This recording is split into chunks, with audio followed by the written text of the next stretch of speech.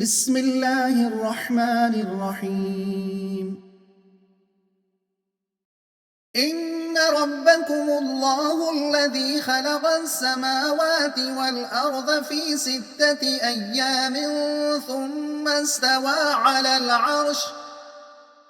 يغشي الليل النهار يطلبه حثيثا والشمس والقمر والنجوم مسخرات بأمره ألا له الخلق والأمر تبارك الله رب العالمين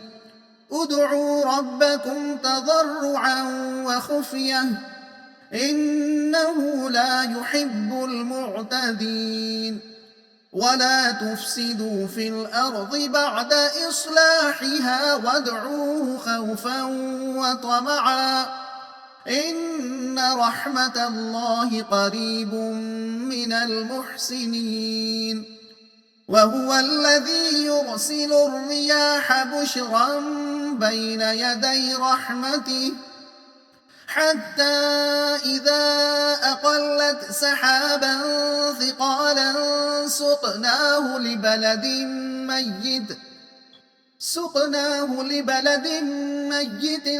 فأنزلنا به الماء فأخرجنا به من كل الثمرات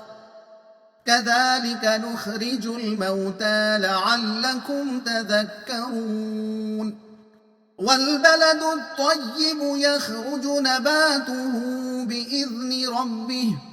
والذي خبث لا يخرج إلا نكدا كذلك نصرف الآيات لقوم يشكرون.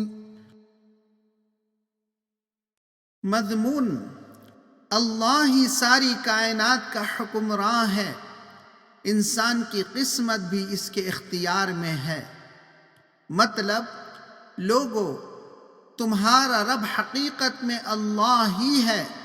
جس نے ساری کائنات کو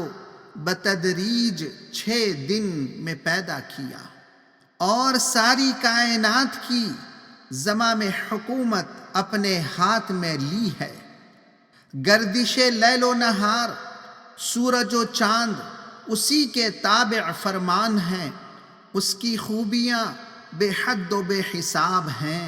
اور وہی ساری کائنات کا مالک ہے۔ اسی کو اپنا کارساز سمجھ کر اس کو چپکے اور عاجزی کے ساتھ پکارا کرو اور اس کے احکام کی خلاف ورزی نہ کرو، اور جب اس سے دعا کرو تو اس احساس کے ساتھ کرو کہ تمہاری قسمت بالکلیہ اسی کی نظر عنایت پر منحصر ہے۔ جب وہ مردہ پڑی ہوئی زمین کی طرف بادل بھیج کر میہ برساتا ہے تو اس کی برکتوں سے مردہ زمین کو سرسبز بناتا اور طرح طرح کے پھل نکالتا ہے، اسی طرح وہ رہنمائی سے محروم مردہ پڑی ہوئی انسانیت کو رسالت کے ذریعے جگاتا ہے۔ لیکن جس طرح بارش کے نزول سے صرف زرخیز زمین ہی فائدہ اٹھاتی ہے، اسی طرح رسالت کی رہنمائی سے صرف وہی لوگ فائدہ اٹھاتے ہیں جو صالح اور شکر گزار ہوں۔